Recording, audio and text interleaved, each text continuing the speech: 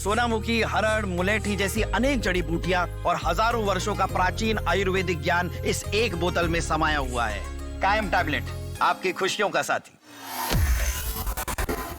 बड़ी खबर बांग्लादेश से सामने आ रही है, जहां बांग्लादेश में राजनीतिक उथल-पुथल देखने को मिल रहा है। उसी बीच भारत और बांग्लादेश में तनाव बना हुआ है, लेकिन इसी बीच अब ये तस्वीर आप देखिए, तारिक रहमान की बांग्लादेश में एंट्री हो गई है और कहा जा रहा है कि तारिक रहमान ने मोहम्मद यूनुस से बात की है। क्या बात की है और इसके बाद बांग्लादेश की जो सत्ता है वो कैसे क्या नया मोड़ लेती है, इसकी ज़्यादा जानकारी के लिए हमारे साथ जुड़े हैं रजत, उनसे जानेंगे। रजत, जहाँ एक तरफ भारत और बांग्लादेश के बीच जो तनाव बना हुआ है, उसके बीच तारिक रहमान की अब बांग्लादेश में एंट्री हो रही है। खालिदा जिया के बेटे हैं और लगभग 17 साल बाद वो बांग्लादेश वापस आ रहे हैं, तो उनका जो भारत विरोधी रुख है और उनकी एंट्री के बाद भारत पर क्या असर देखने को मिल सकता है? बिल्कुल, भारत पर असर बिल्कुल देखने को मिलेगा। हालांकि कई रिपोर्ट ये चर्चा कर रहे थे कि भारत के लिए गुड न्यूज हो सकती है, क्योंकि वहां पर अगर भावी प्रधानमंत्री, जिस तरीके से तारिक रहमान को कहा जा रहा है कि अगर वो भारत आने वाले समय में बांग्लादेश के भावी प्रधानमंत्री बनते हैं तो भारत के साथ हो सके रिश्तों में सुधार देखने को मिले, हो सके मोहम्मद यूनुस जैसे कट्टरपंथी ना रहें। लेकिन सबसे खास बात यह है कि उनकी बांग्लादेश की वापसी 17 सालों बाद, भ्रष्टाचार के आरोप लगे थे, उसके बाद से 17 साल पहले उन्हें लंदन भागना पड़ा था, और ये उनकी जो वापसी हुई है वो मोहम्मद यूनुस के इशारे पर हुई है, ऐसा लगता है। क्योंकि जब वो ढाका पहुंचते हैं, ढाका पहुंचते ही फोन लगाकर मोहम्मद यूनुस के साथ बातचीत करते हैं। और सोनम, ये पूरी दुनिया जानती है कि इस समय बांग्लादेश में अगर पत्ता भी हिलता है तो मोहम्मद यूनुस के इशारे पर ही हिलता है। ऐसे में अगर कोई सरकार बना जाए, ऐसे में कोई 17 सालों बाद वापस आ जाए, तो निश्चित तौर पर इसमें मोहम्मद यूनुस का ही हाथ हो सकता है।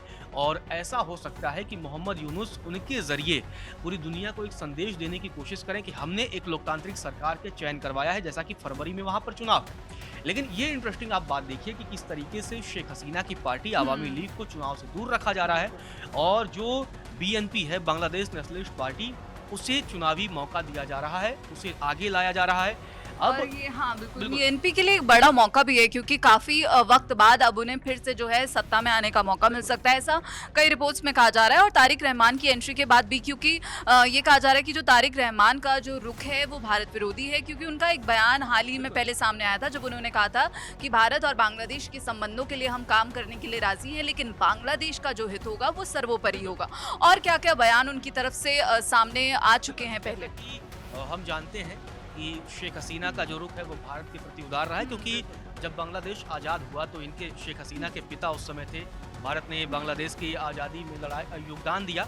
और लेकिन जो तारिक रहमान है, तारिक रहमान की जो नीति है वो बांग्लादेश फर्स्ट की नीति। हमने देखा कि किस तरीके से ट्रंप की अमेरिका फर्स्ट नीति की वजह से दुनिया के कई देशों के साथ अमेरिका के रिश्ते बिगड़ते हैं। तो बांग्लादेश फर्स्ट नीति है, और नारा दिया था न दिल्ली न पिंडी, बांग्लादेश सबसे पहले। इसका मतलब है कि न तो वो भारत और न ही पाकिस्तान के साथ अंधाधुंध गठबंधन बनाना चाहते हैं, बल्कि बांग्लादेश के हित सर्वोपरि रहेंगे। ये बातें तारिक रहमान की तरफ से कही गई थी। और एक इंटरव्यू में उन्होंने ये भी कहा था कि अगर भारत एक तानाशाह को शरण देकर बांग्लादेशी लोगों की नाराजगी मोल लेता है तो हम कुछ नहीं कर सकते। उनका सीधा इशारा शेख हसीना की तरफ था, वो शेख हसीना को तानाशाह कहते हैं।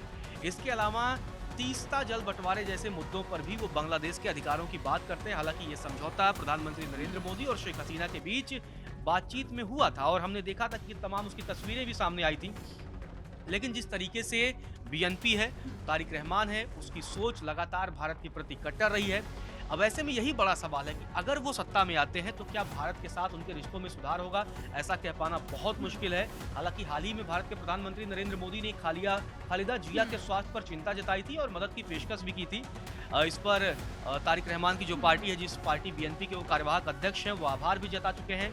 लेकिन ऐसा माना जा रहा है कि इनके आने से भी बहुत असर तो नहीं पड़ने वाला है। हालांकि भारत को उम्मीद है कि अगर वहां पर एक चुनी हुई सरकार बनेगी तो क्षेत्रीय सुरक्षा और आर्थिक सहयोग पर संबंध बनाएगी और नए राजनीतिक अपने संबंधों को मजबूत करेगी।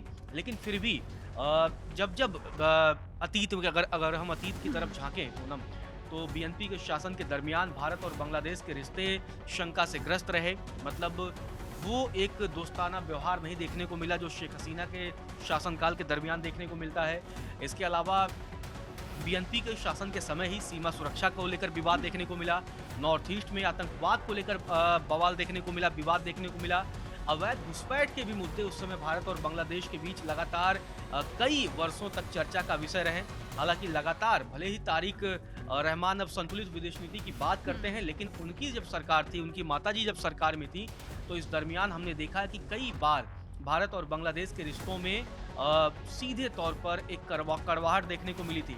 और आपको बता दें कि क्योंकि इसी वजह से अगर उनकी सरकार आने वाले समय में बांग्लादेश में बनती है, क्योंकि भावी प्रधानमंत्री के तौर पर प्रोजेक्ट किए जा रहे हैं, तो निश्चित तौर पर ये भारत के लिए बड़ी अच्छी खबर नहीं हो सकती है। क्योंकि अब जो सबसे बड़ी बात है ना कि वो यूनुस के इशारे पर चलेंगे, ये अपने आप में एक बहुत बड़ी बात है। क्योंकि आप देखिए जिस तरीके से वो उतरते हैं और वहाँ पर सीधे मोहम्मद यूनुस से बात करते हैं, और ये संभावना है कि मोहम्मद यूनुस के ही इशारों पर हो सके ये आने वाले समय में निश्चित तौर पर अगर देखा जाए कि हो सके चुनाव में ये जीत भी हासिल कर ले जाएं और प्रधानमंत्री भी बन जाएं।